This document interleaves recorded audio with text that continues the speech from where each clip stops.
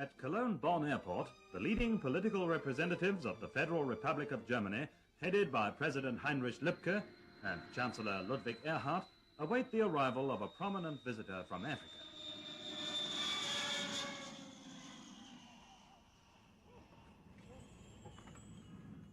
His Excellency Aden Abdullah Osman, President of the Somali Republic, pays a state visit to the free part of Germany in order to hold personal talks designed to strengthen the fruitful political, economic and cultural relations between the two countries.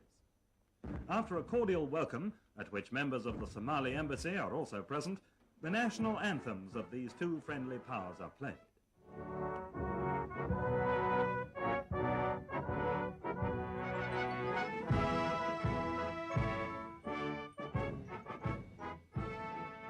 Together, the two heads of state inspect the Guard of Honor drawn up by the Bundeswehr, the first steps on the soil of a country which during the next 10 days, Aden Abdullah Osman will come to know more closely, attentively followed by eager reporters and journalists representing the international press.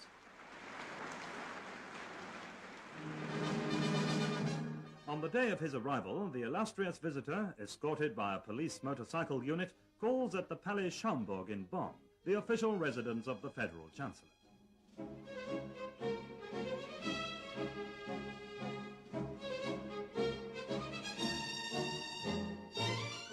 At this meeting, which is also attended by the General of the Somali Police Force, the principal subjects of discussion are the technical and economic problems facing this rising young country, which has only been independent for 5 years, and which is now able to bear the sole responsibility for its future.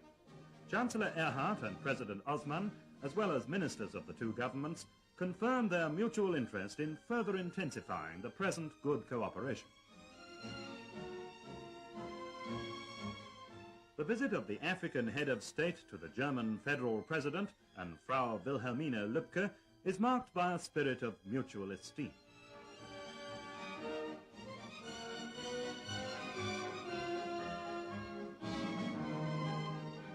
In the presence of his ministers who accompany him on his tour of the Federal Republic, President Osman is decorated with the Grand Cross of the Order of Merit of the Federal Republic of Germany by President Heinrich Lübke.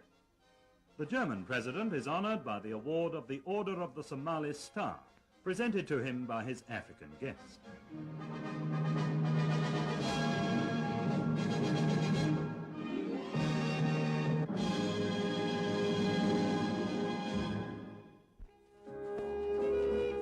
The history of German engineering and technology is closely linked with the name of Nikolaus August Otto.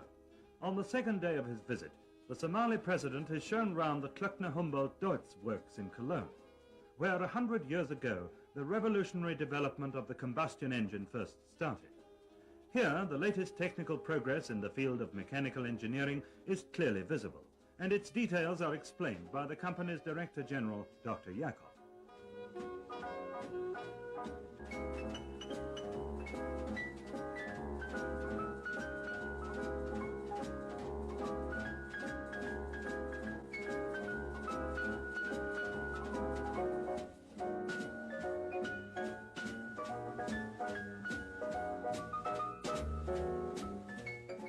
President Osman displays keen interest, especially in those heavy vehicles that could help to accelerate the building of roads and industries in his country, which is twice the size of the Federal Republic, and which could be used to great advantage in the extensive agricultural areas of Somalia.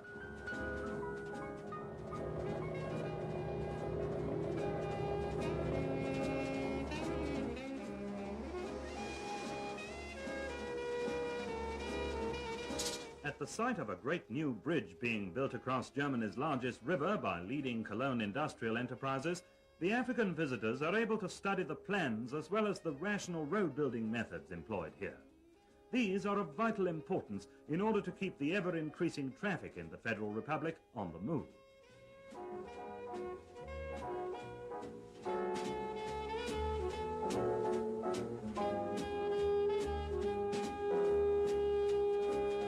Leading building experts of the Strabag company explain the details of the new bridge across the Rhine in Cologne.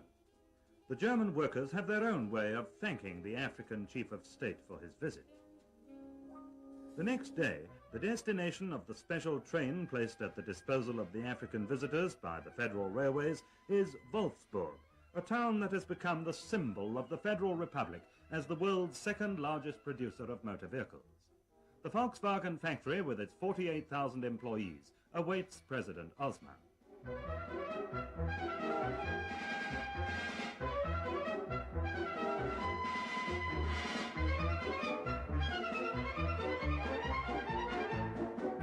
Every day, 5,600 vehicles come off the final assembly lines, ready for shipment to all the countries of the world. Their route to the principal German seaports is followed by the representatives of the Somali Republic, to the ancient Hansa town of Bremen.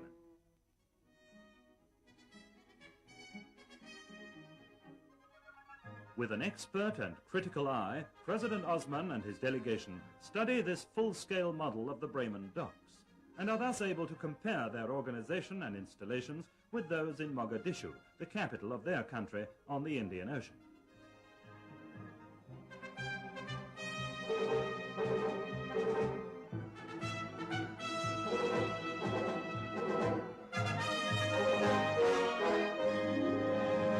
Bremen also becomes the scene of a cordial meeting with fellow countrymen from distant Africa.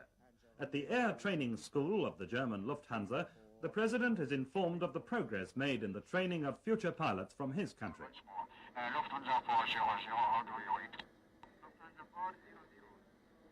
Roger, V-line 142 is clear. Time now 4-5. Over. Intensive study was required before the trainees became familiar with the laws of aerodynamics and navigation, and before they were able to complete without fault the severe exercises in the Link training plane.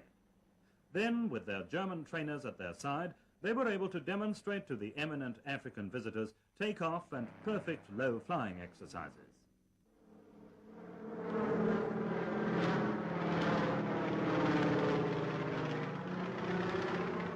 At Bremen Airport, these future pilots of Somalia bid farewell to their president, happy in the knowledge that they have passed their test. Then the head of state of the Somali Republic boards a special plane for the flight to Berlin, the old capital of Germany, where he will be confronted with the political reality of... After flying through the air corridor over Soviet-occupied territory, President Osman receives a warm welcome at Tempelhof Airport by the Deputy Mayor of Berlin, Herr Alberts, and by members of the Berlin Senate.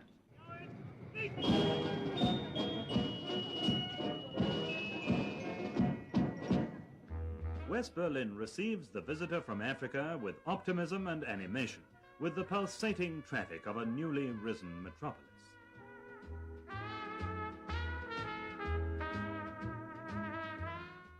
Along Kurfürstendamm, the city's most famous street, past Charlottenburg Castle, across Ernst-Reuter-Platz, and through the Hansa district, designed by architects from all over the world, the African visitors drive to the Brandenburg Gate.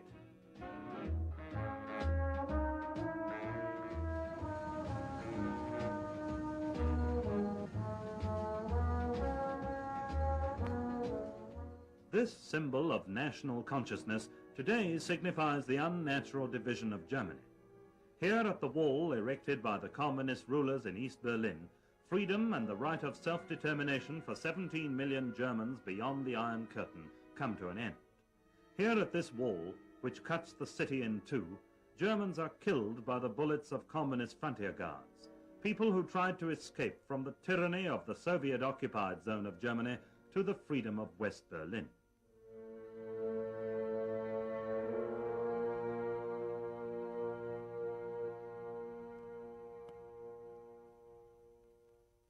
In the variety of meetings and impressions, the visit to Garmisch-Partenkirchen will doubtless remain as a treasured memory, recalling the peaceful atmosphere of a small South German town, which is also a center of international tourism.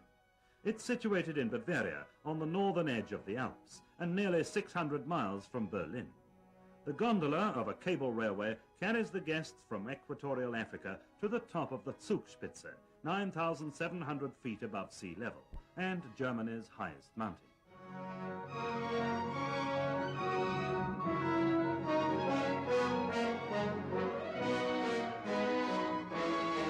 On this this particular day, visibility is not very good. Just enough for a few snapshots by the reporters and the newsreel cameramen. The view across the vast panorama of the Alps is hindered by heavy snow, fog and low cloud.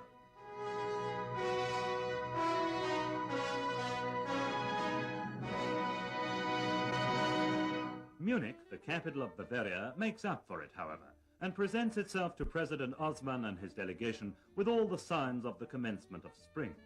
Past some fine examples of Baroque and classical architecture, through the busy streets of a city which has become the home of outstanding scientists and artists, and which at the start of the university semester attracts 23,000 students, and on to Group, to the Bavarian Institute for Cattle Breeding.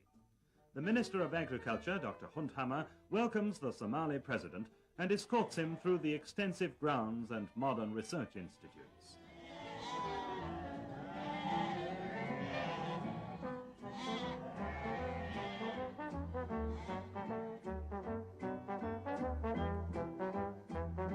The richer for some useful information which the Somalian experts will doubtless be able to utilize for their agriculture and cattle breeding on the east coast of Africa, President Osman comes to the end of his tour of Germany.